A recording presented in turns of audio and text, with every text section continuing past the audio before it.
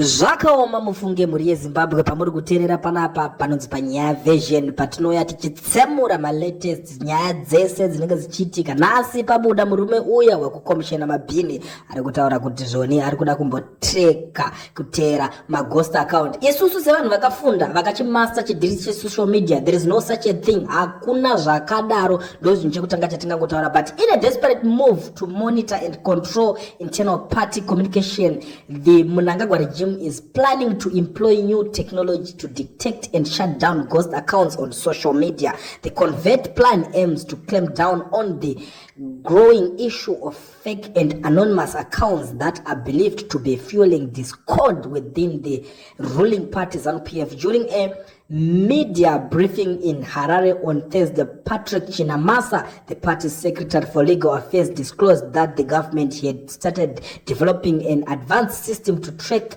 this ghost account, a move he claimed was critical to safeguarding party unity and maintaining discipline among the members. We now have technology capable of detecting ghost accounts on social media, Chinamasa announced, signaling a more aggressive approach to monitoring online activities. This will help us identify and neutralize those who use fake accounts to destabilize the party. Ndo mashoko aripo avari kubuda vari kutaura panapa nyaya yacho yekuti vanoda kugadzirira kuti vazoenda kunotreka nekuteera maghost account, asi nekudzungaira kwakaita vanhu vese vebato reZANU-PF. Technology yakadai so iyi tinobheja, hapana kwavanoiwana, ende technology yakaita sei kana vachinge vaiwana haina need yekuziviswa, vanongotanga kubata vanhu vavo chinyararire. Asi vanhu ava vakajaira kushanda nevanhu vekudhara vanga vasina kutombodzidzawo savo, saka vakangojaira kuti vanongovaudza munhu kuti tichazokuitira zvakati, tichazokuona zvakati. Vanenge vachida kuvhundutsirawo vanhu vekudhara. Asi takatarisa generation izvezvi, aiwa kuti hakuna anoteerera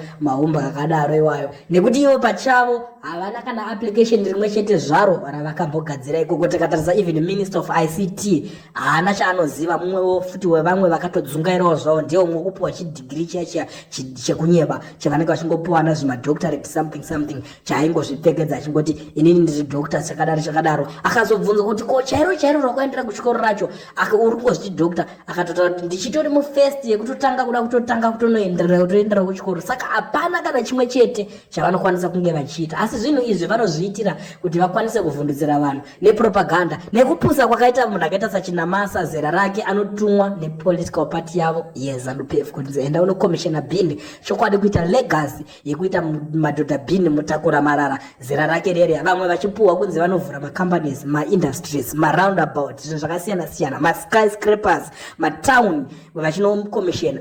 Iye ndo panobuda chinzi aende kunokomishena bhini. Saka zvakare vanozomupa futi mashoko akadaro kuti ataure kuti akwanise kuramba achingosekwa kuti vaprove kuti aratidze kusafunga kwake pakazara vanhu. Pamwe zvichida isusu tinotaurisa, asi regedzai timboona kana zvichishanda. Aiwa, tagara tataura kuti zvineka kuvhundutsira vanhu mukati nhaika. Saka ndonyaya iri panapa muri yeZimbabwe tangoti tidarike nayo nepano tichikuzivisa zvinhu zvese zvinenge zvichiitika. Munoziva kuti panapa hatife tikadisappointa, tinotaura nyaya without fear or favor.